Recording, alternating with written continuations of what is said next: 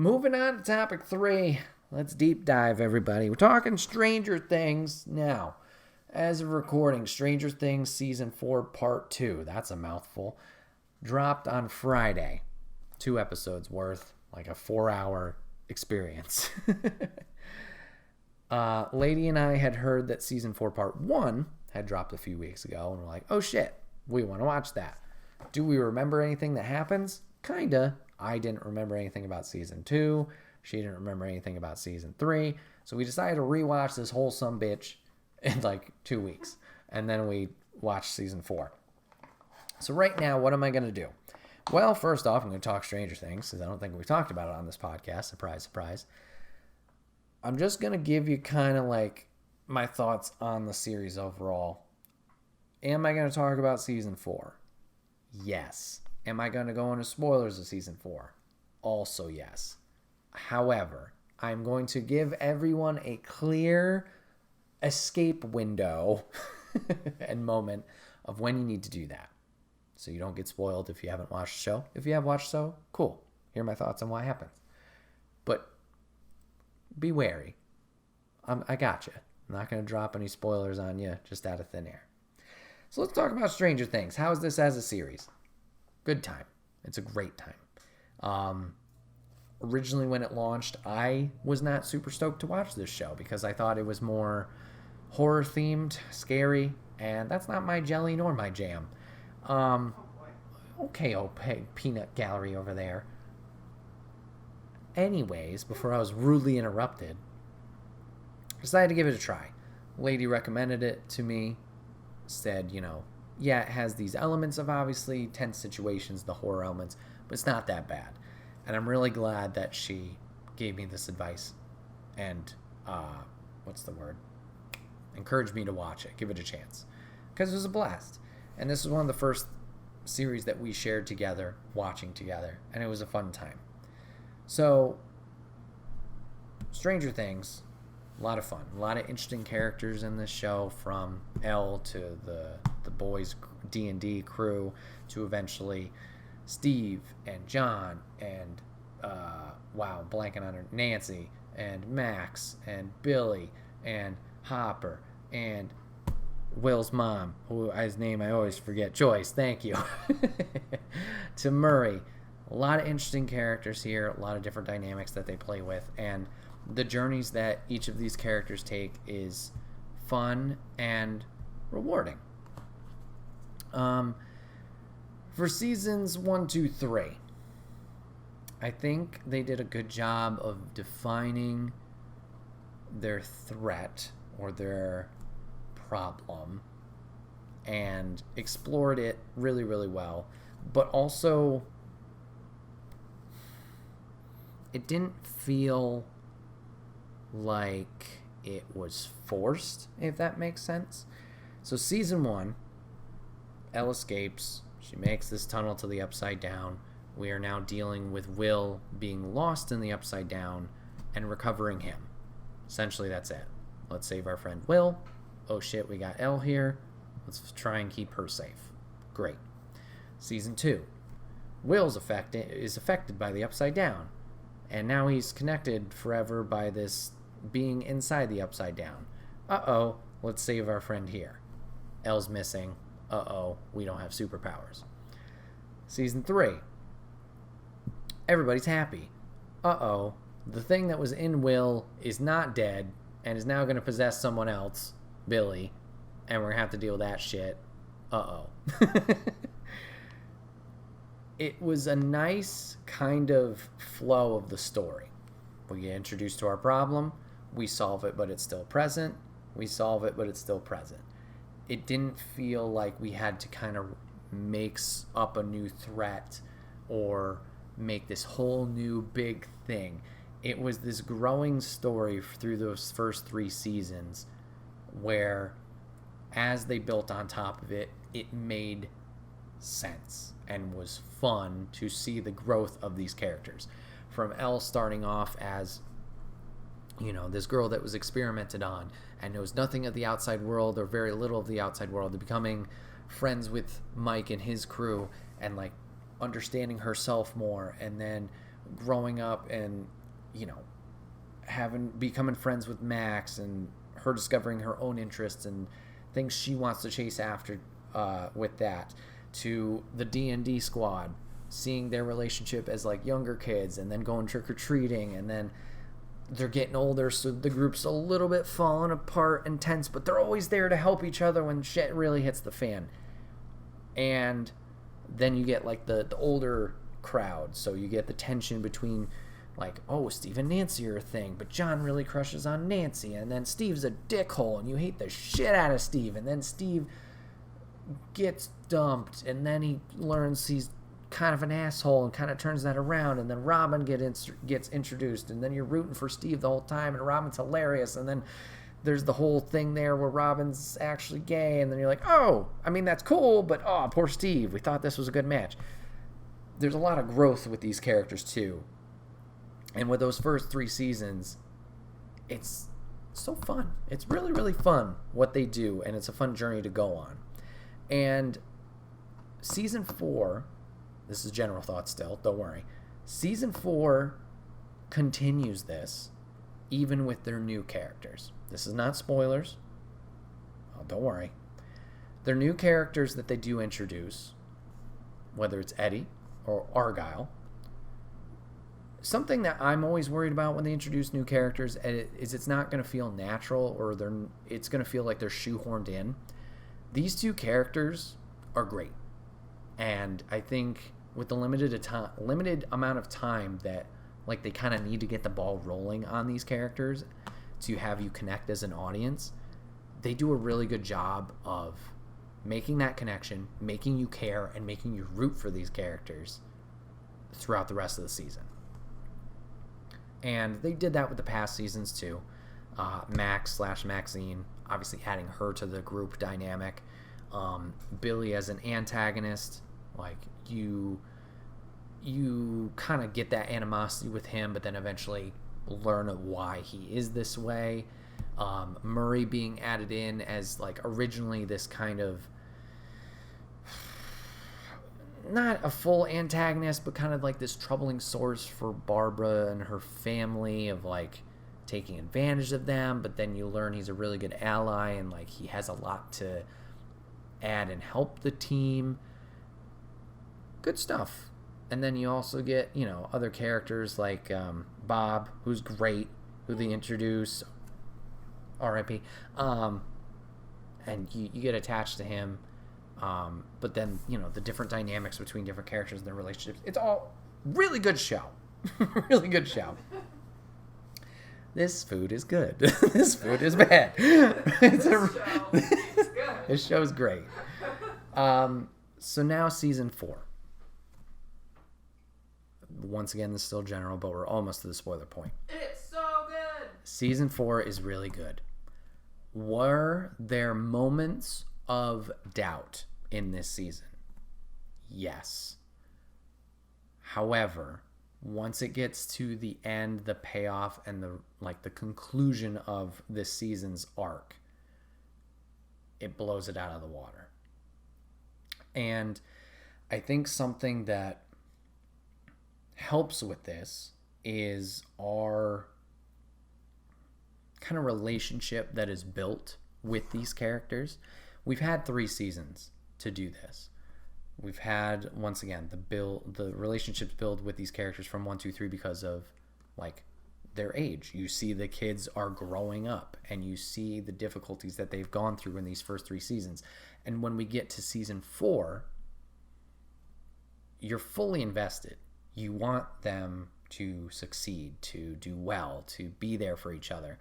And how they build the narrative for the respective groups of season 4, I think is really great, because you're cheering them on. You want them to do well. You feel bad when they fail or things go wrong. And I think that just adds to it immensely, is that history that we have with those characters. Speaking of the new characters, or as I said with the new characters, that's another thing too. They do such a great job of making you care in a short period of time that it doesn't feel out of place that they're here, if that makes sense. It's the same thing. You want them to do well. You're sad when they don't do well. So, now we are going full spoilers into season 4. If you have not watched Stranger Things season 4, part 1 or part 2, now is your time to leave. Okay. Spoilers. Gave you your warning. Season is great. Holy shit, does it fucking suck and tear at your heartstrings. So we introduced Eddie in this season, and we kind of follow Eddie's journey in this season. Eddie's an outcast. He hangs out with the kids with their D&D group. He's a little bit of like a weirdo comparatively to normal society. And unfortunately, Eddie is going to get blamed for things that go around town. People think he's a murderer. And we're joining Eddie in his journey of like his escape, the group helping him out, and his eventual character arc into being a hero. And the character's so great. You get the introduction of his personality in episode 1. Originally, it's like, oof, this is a lot of energy, but like it wins you over. And then just you feel bad for the character the entire time because he's getting blamed for something he didn't even fucking do. And you can't just explain that to people because it's this weird hocus pocus bullshit that's going on. And he is supportive of the people that are around him, obviously the allies that help him with Steve and Nancy and Robin and I can picture him. Who's the toothless kid? Starts with a D, right? My brother. Crap. You're going to have to cut this part out. Yep. No. With the squad there. They're all very supportive. Dustin. Jesus Christ. Oh Dustin. He's supportive of them, and they are behind him 100% of like, we know you didn't do this. We're your rock. We're going to get you out of this. And seeing the relationship build between obviously him and Dustin, who have this relationship already with the Hellfire Club and the D&D group, but then also him expanding this relationship and like healing a little bit with like a Steve. Steve was the jock. Steve was the most popular during his time in school. He never thought he would bond with Steve, but seeing the relationship build between Steve and Eddie of like this mutual respect and them helping each other is great. And it's similar with like, Nancy. Nancy's, as far as I can tell, always been this more, as they put it, like people in the universe, the world, stuck up and, on this more popular side, having them all see each other in this different light of like, no, shit's really hitting the fan. And when it comes time to be serious or act in like looking out for your fellow man kind of way, like they all kind of reach this common ground, and it's nice. And Eddie is going to grow as a character because he mentions like we know he's on the run this entire season, obviously, for what he hasn't done. But he mentions how his family just does that. They run when the situation isn't in their favor. They back away, they run away, and kind of slither off. And to give him his hero moment, essentially, at the end of this series, or this season, rather. Oof, it hits hard. Does he look like a badass doing it? Yeah, he does. We give him 2 moments. We get him a moment with Dustin where he's jamming out, rocking to some Master of Puppets by Metallica to kind of create a distraction for the group as they go after the big bad. And then he's going to sacrifice himself for Dustin and let him escape as he takes on the whole Bat mob by himself in the Upside Down. And then we will both cry. We'll both cry for Eddie as he unfortunately dies and, gives his final remarks to Dustin. Man, that fucking sucks. I just wanted to see Eddie be more Eddie. It's a shame that we only got one episode to see him fully be his confident, his weird, his like natural self. And then the rest of it, he was on the run. It felt very similar to season 1 with Will, where Will was kind of just there as a plot point. Like, I feel they did a little bit better with Eddie of like giving him a character. But Will season 1 is just like he's the pawn. You don't really build, at least from my point of view, you didn't really build on him at all. It was just like, yeah, you're there as the cannon fodder, I guess you could say. And it wasn't until 2 and 3 where we start giving him a little bit more time. But Eddie was essentially that this season. He was the pawn to the plan originally of the big bad, and was just this thing we needed to save.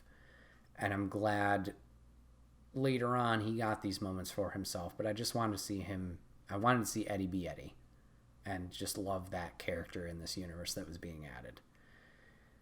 So there was that. On the other side of the coin, Argyle. Brother. What a character that I didn't know that we needed in this show.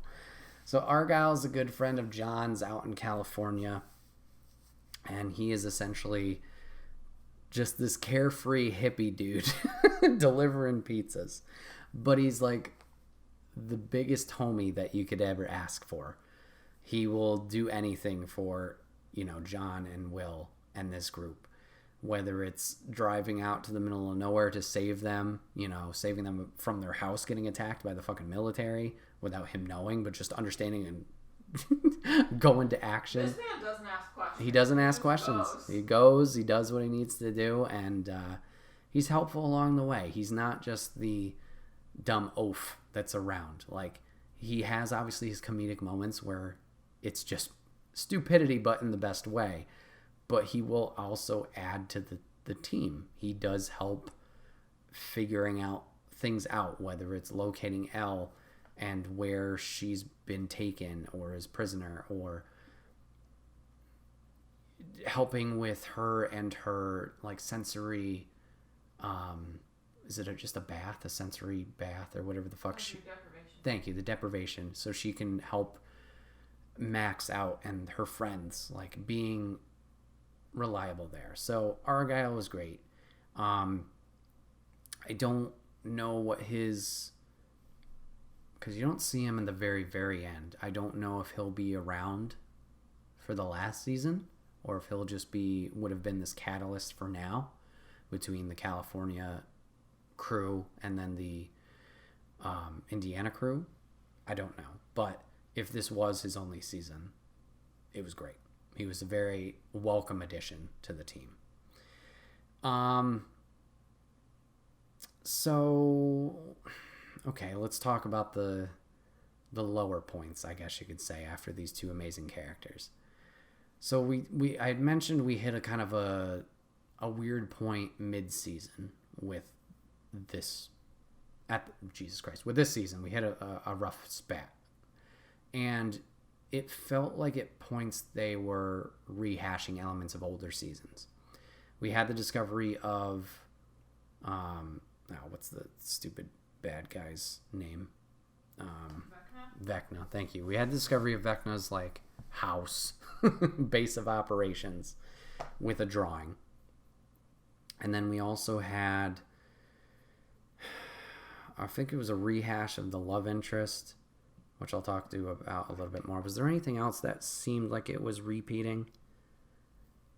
There might have been one thing, but I can't remember.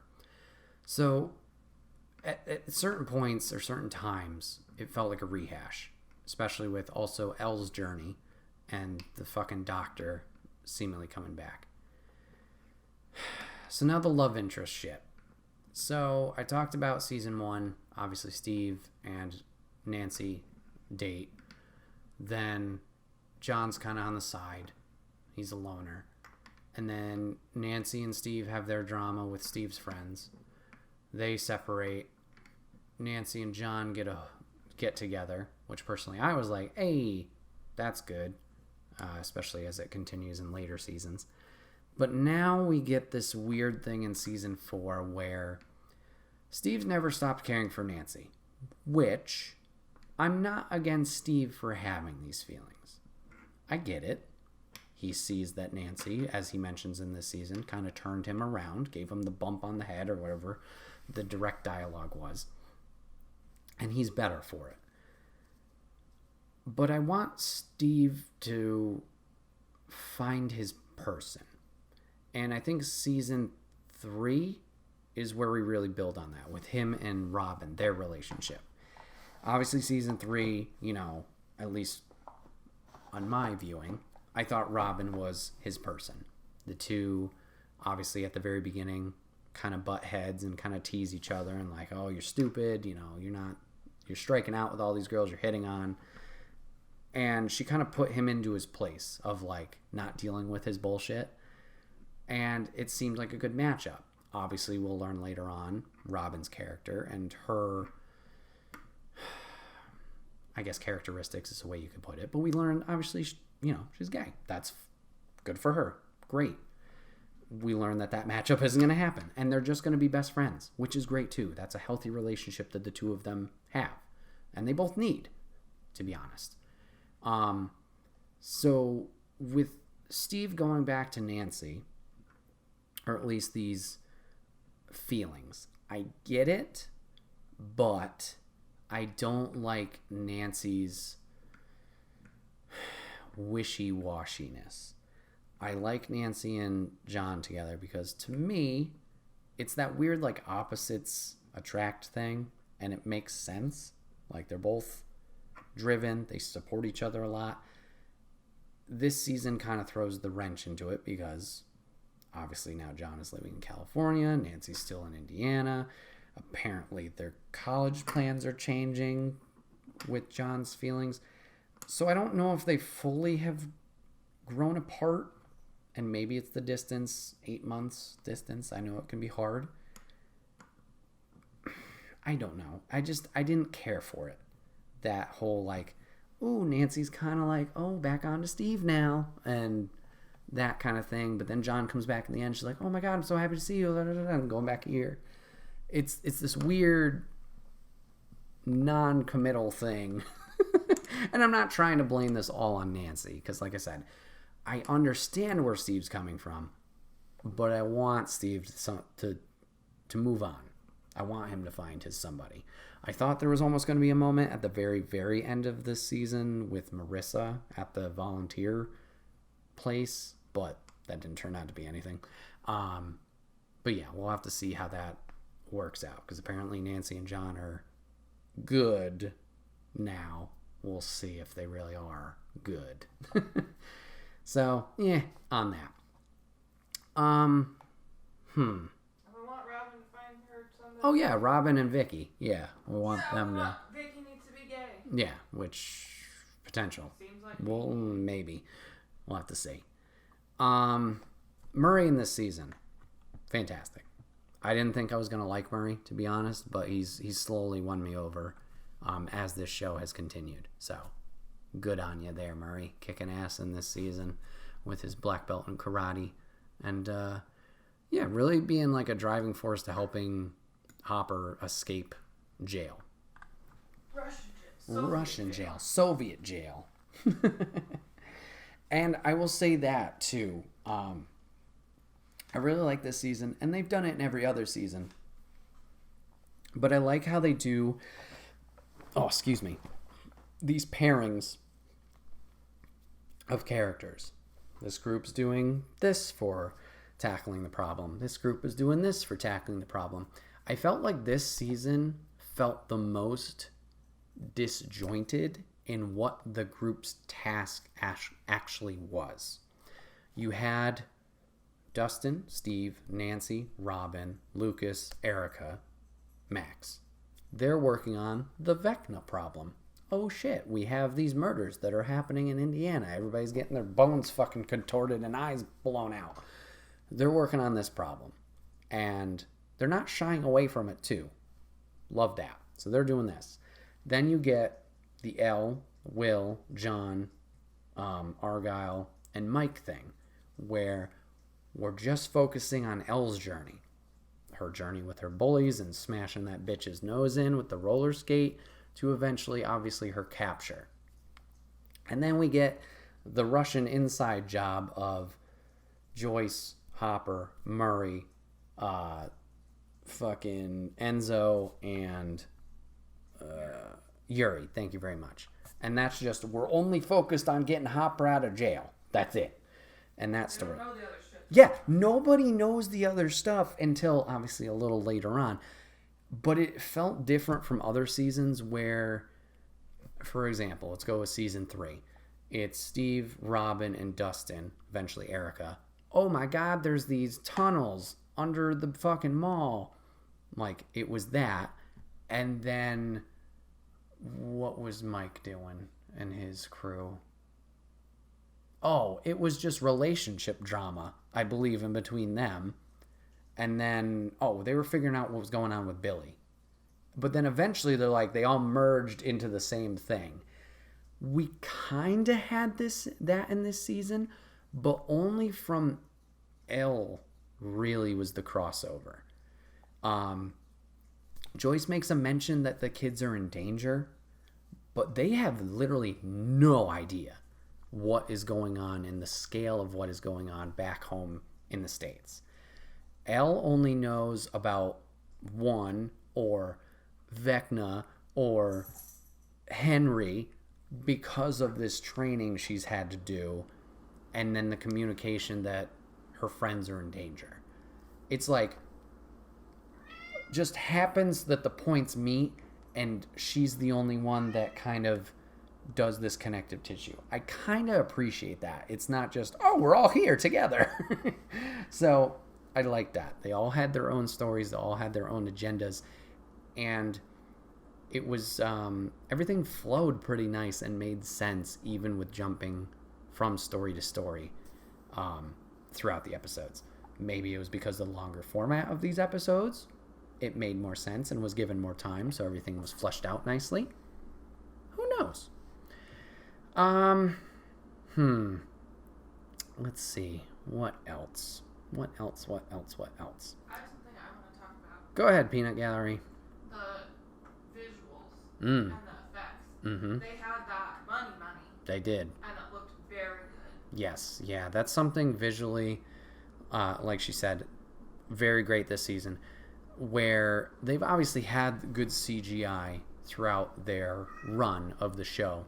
But in rewatching the series, season 1, they really rely on strobe lights to kind of cover their flaws with the Demogorgon and when those things show up. And it's just really apparent. Maybe it's just me from a limited background of 3D modeling and stuff like that. It's like, wow, I get why this is a thing. The model still looks great and it fits, but they were relying on that strobe effect to, like I said, hide it or kind of make it seem a little bit more like it fit into the world. And as the show's progressed, they've kind of relied on that a little bit less. But this season, for sure, it looks fantastic. Whether it is Vecna, I'm sure that's a mixture of practical effects and visual effects. That he looked great. The whole Upside Down, obviously we're spending a lot of time in the Upside Down in this season. That looks great. The Demodogs and the Demogorgon over in Russia, I thought fit very well. Yeah, for sure. For sure, those visual effects look fantastic. And when people are getting their homes broken. Oh my God. Their eyes sucked in. Horrific. A lot more intense. Yes. With The intensity in this season from 1, 2, 3, like, went from 60 to 100 right in that first episode. Like, I was like, whoa! Like, oh my God. Good thing I'm not, like, crying right now because it's so scary. Like, woof. Yeah, that, and then obviously the effects they had with the visions, whether it was Chrissy or Fred, like, some spooky stuff in there. Be careful if you don't like spiders. Let's see. The football team, I get they had to be an antagonist. A little bit heavy on the religious connotations. I guess I get it. Maybe that's part of the time. like, oh, D&D's a cult, like worshiping the devil. It was a thing in the 80s. People were really scared about satanic cults, like sacrificing kids. That was actually a thing in America. Okay, so playing on that. I get that. That's fine. They did seem like weird antagonists to just kind of be fillers. I was wondering if the football head was going to be a setup like Billy for season 5. Obviously, he's not, as he's cut in half through fucking the earthquake. So some other characters that kind of showed up here briefly or not really briefly that like we don't know their fates of or just thoughts on them. So we kind of briefly talked about Papa, that doctor. Fuck him, first off. I thought he was dead. Apparently not. He just got munched on a little bit, and he's A-okay. He's dead now after taking 3 bullets, I hope. I'm glad Elle, realized through, obviously, Henry 1, Vecna's journey, that Dad was an asshole.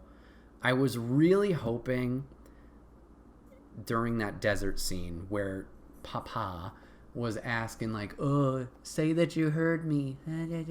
I was hoping that she was just going to say no and then walk away like she did. She didn't get the verbal thing of that. So I guess the message still came across as that. It just wasn't as satisfying for me. But he's dead, I think. So hopefully. So that was good. Dr. Owens, proven to be the homie.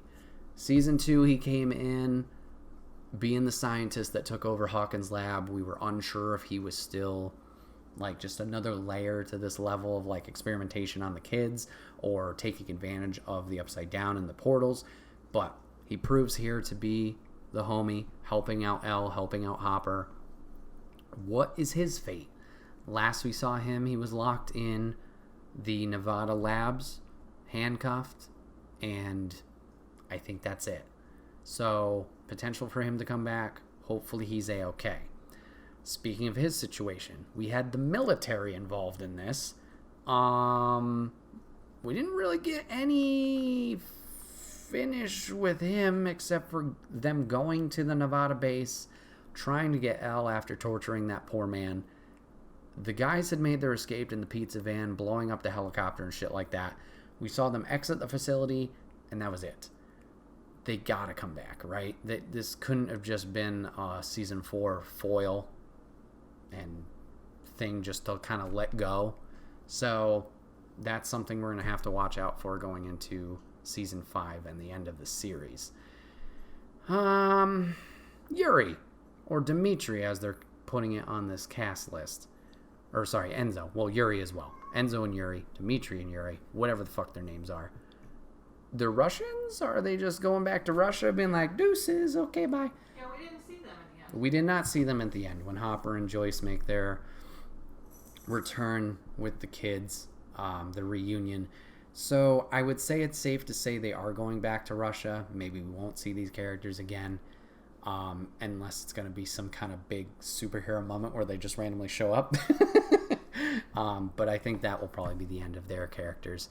I did like Dimitri / Enzo a lot, being that kind of helpful role for Hopper, and the plan they kind of made. I'm wondering why he was so open to this. Was it just to make the $40,000 initially? Or does he have something against the Soviet Union? I know he was trying to get out of there at the end because of his son, but he was working at the jail, so question mark on his backstory, I guess. Yuri has finally has the redeeming moment of obviously helping them after his double cross. So there's that. Susie. Do we see Susie after this season? Maybe. She got her moment here where we saw her in person. We got the Eden moment with Argyle. She obviously hacked and found the location of the Nevada base for our crew. I don't know if she comes back. Maybe just quick, and that will be it. Speaking of Argyle, does Argyle come back? I think I might have talked about it already. I'd say no, depending on the timeline. So we saw, obviously, the whole situation with Vecna, taking care of him, everybody succeeding, mostly. And then we get the 2 days after thing. We see Max is still in the hospital, and we see them rebuilding the old Hopper house. In that 2 days, he is not at the... No, that's a lie. Argyle's picking mushrooms. Yeah, he's there. So he'll be back. Okay, never mind. Sorry, scratch that thought. I was like, he wasn't there. Maybe he went back to California. All right, Argyle's still around. He just seemingly left his life behind him dealing with this situation. Will Eden be back? Probably not. Unless, like, that's a finale thing where we see everybody going on their merry ways and he goes back for her. I don't know. Let's talk about the elephant in the room. Bitch-ass Vecna. Can we talk about the ultimate betrayal of my trust of Blonde Man? The ultimate betrayal. I'm not happy. However, what good fucking storytelling. You're always nervous about shows that keep going on season after season. Oh, you're going to have to shoehorn a big bad into this situation to keep the thing going because we made $8 million. Game of Thrones. What? They did a great job of tying this all together and making it make sense. Yes, it was ultimate betrayal. As we were watching, Lady and I sometimes will talk out the show like, oh, I think it's this. Oh, I think it's this. We both picked up on Henry, this assistant, being one.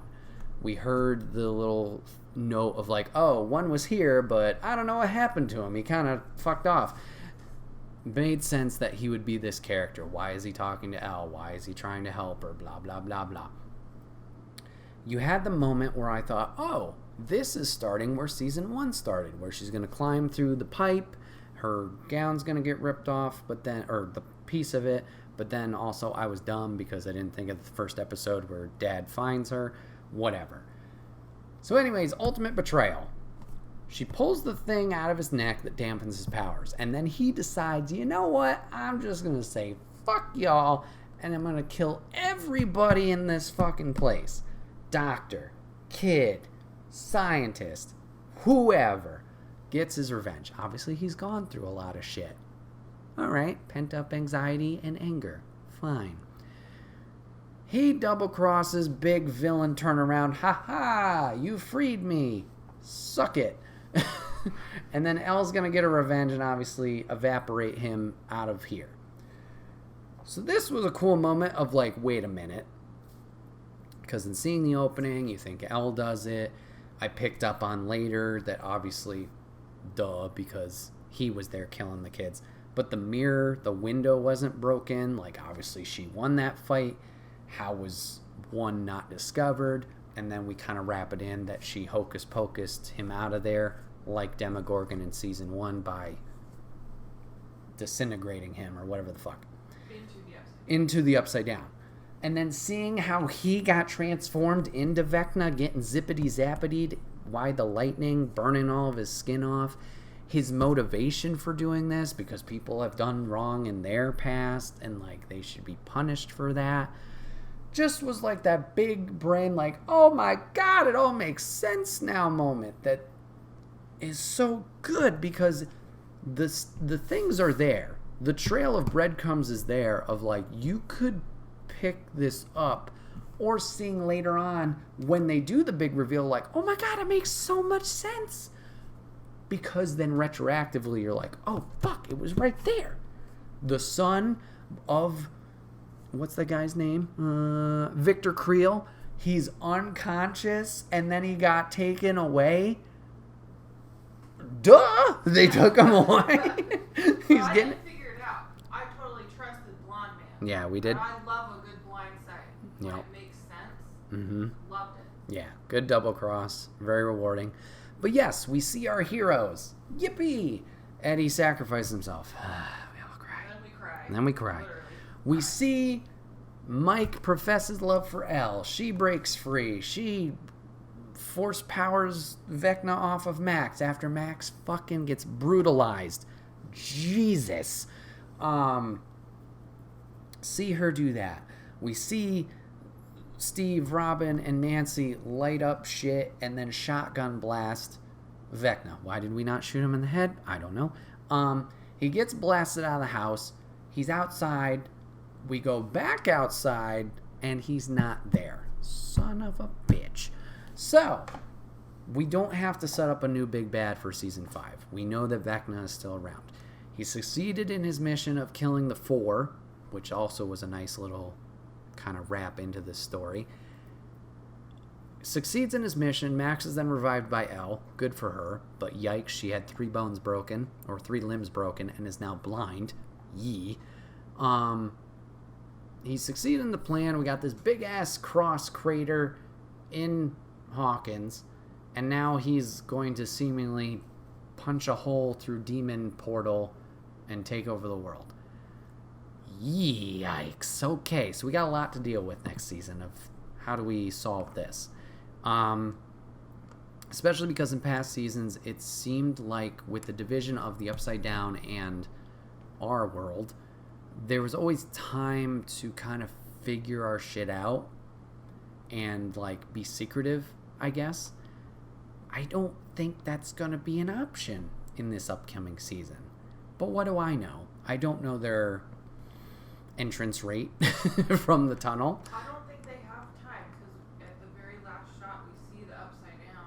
That is true. Creeping into the real world. That is true. Yeah, we don't have that time with the Upside Down creeping in with the ashes and the flowers wilting away and stuff like that. That is true.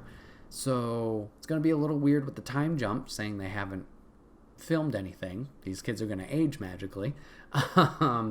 Which I think they kind of made a joke in this season too. Like, oh my God, it's been forever. It feels like years. You're like, well, it kind of has. So yeah, that will be interesting. And we're going to go right into pretty much the next iteration of this story and problem. Yeah, I don't know. I'm excited for more. I'm sure I'll have a nice, neat bow wrapped around it. Duffer Bros have been doing really, really well. I feel like there was something else that I had that I'm not remembering. Maybe it was nothing. It was probably nothing. Oh, does Hopper just go back to being a cop? Probably not, because we have no time. After his, yeah, he just shows up. He just shows back up in town. After the funeral and everything. Yeah. Police chief again. Yeah, exactly. Yeah, We feel sad for Will. Yes, we do. Yes, Will, for sure. Is in love with Mike. Is in love with Mike, but unfortunately, obviously, Mike is not reciprocating. Yeah, Will. Yeah, just like a Steve situation, we want Will to find his person. And yeah, he's going through a lot right now, and it sucks.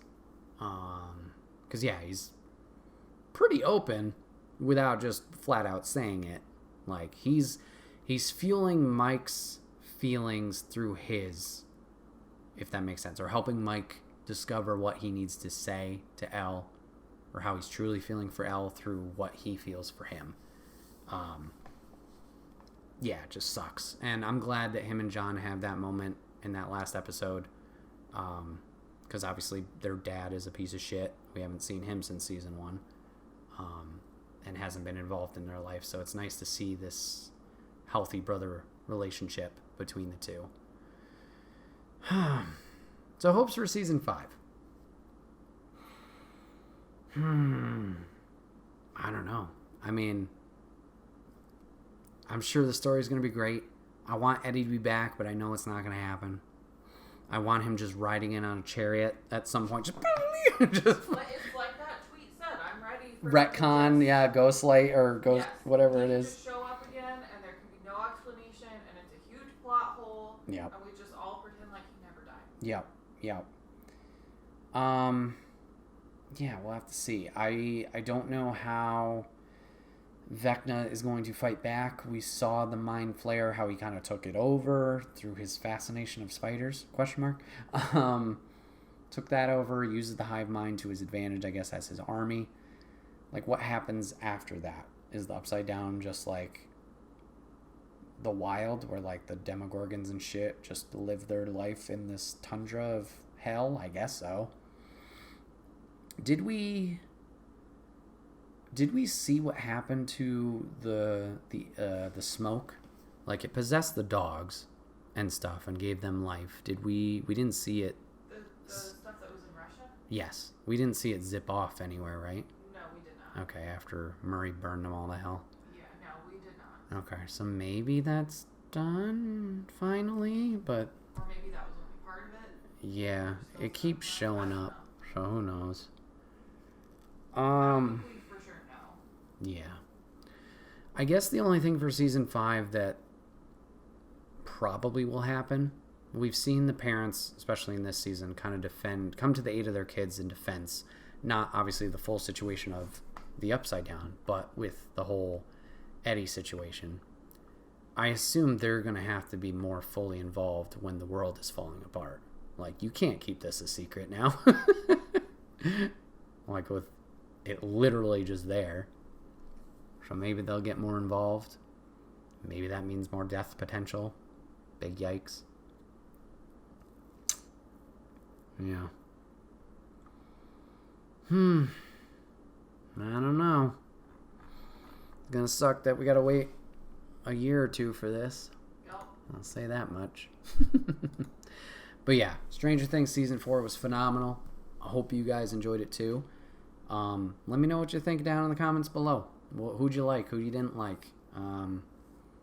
What are your hopes for Season 5? If you watched this and didn't watch the season, will you give the show a chance now? Oh, can I say one more? Yeah, absolutely.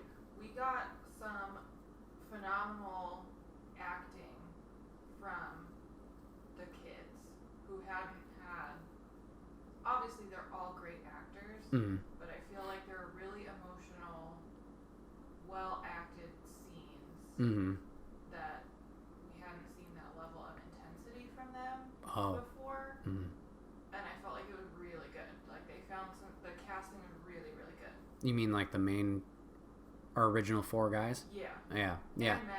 And Max as well, yeah. Yeah, they gave Max a spotlight here for sure. Obviously last season with her dealing with Billy being this antagonist and being taken over. Like, obviously we got a glimpse into her that season, but now dealing with the repercussions of that, and then obviously sacrificing herself for this was good. And then, yeah, the rest of them have grown, and I think that kind of lends itself to the story as well. Like, obviously Lucas is dealing with what path he wants to take, and then obviously his relationship with Max and what he's dealing with her. Mike and Elle and their situation, Will obviously pouring out his heart and how he's feeling, and Dustin being this like interesting catalyst for the older kids. Like, he's kind of like the younger brother to all of them, but he's also really intelligent in figuring the stuff out, like the lights and how to communicate. Erica has grown on me. I thought it was interesting to throw her into season 3 as just like the little punk sister that happens to fit in the vent. But seeing her growth from like not hating her brother, but like really being against him, and then now is like full support of the group, and obviously being in that situation, maybe she also knows it's legit, so that's why she's so serious. Yeah, good stuff by all of them. I guess one question you could pull from this if you really wanted to complain. So the whole thing with Vecna was trauma, right? His targets seemingly shared visiting this counselor, the headaches, the crazy dreams, nosebleeds, stuff like that. Why did he not change targets from Max? Like, why did Max have to be the 4th? I don't know if that was ever said or anything, but like, okay, Chrissy makes sense, right? Has to be the first kill because of Eddie's situation, just to put the blame onto him.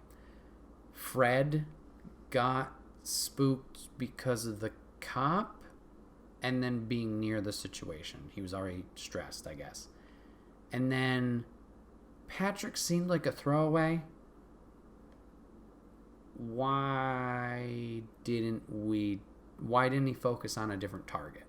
I guess would be my other question.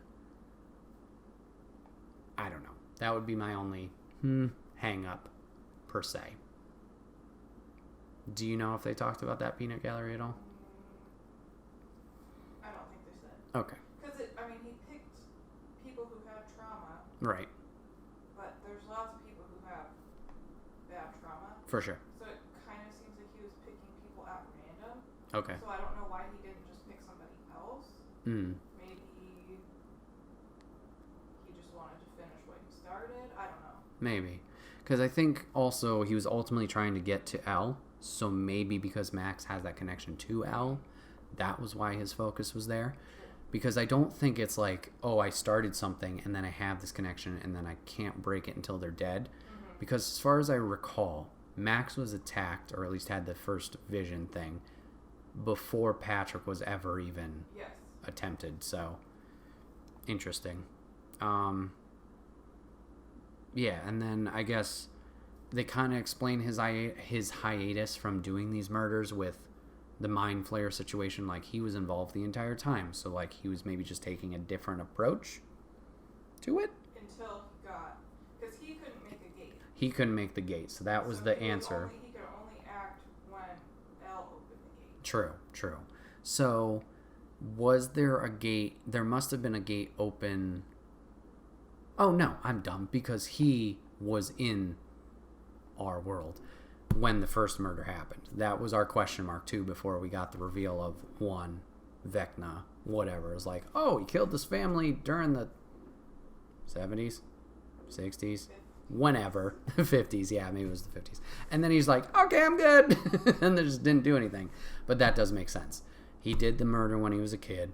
He goes to the lab, gets studied on, gets the tranquilizer, neutralizer inside of him, gets out, gets vaporized, is in the upside down, does not have access to the right side up. And then because the gate is opened through the telepathical phone call of the Demogorgon and L, then shit hits the fan. We hit season 1. The doors open. Attacks with Demogorgon. Attacks with the Will and the Mind Flayer. Attacks with the spookiness and Billy. And now he has the access after taking essentially the power from L with the one tentacle thingy attacking her ankle. Now has the ability to make the gates himself through the mind connection of his victims, Chrissy, Patrick, and Fred. And then needs the fourth with Max. And he's good to go from there. Whew. Good stuff. But yeah. This has been another episode of the Wait, What Are We Talking About podcast. My name is Bret, aka Enigma911, and you can join this podcast live over on twitch.tv/Enigma911 every Sunday at 8 p.m. Eastern. Join on the fun talk if you're a subscriber over there. But if you can't catch it live, that's A-OK. Go over to YouTube the very next week where it's broken out topic by topic and put as one big video and MP3 for your amusement on the following Friday. Last but not least, hashtag ad merch store. Get all of your swag over there. T-shirts, cups, backpacks, and more. Rep the brand. Support us, and we would love you for it. Thank you guys so much for hanging out today, giving us a watch, giving it a listen. Go watch Stranger Things. Have some fun. And yeah, we'll see you guys on the next one. Take care.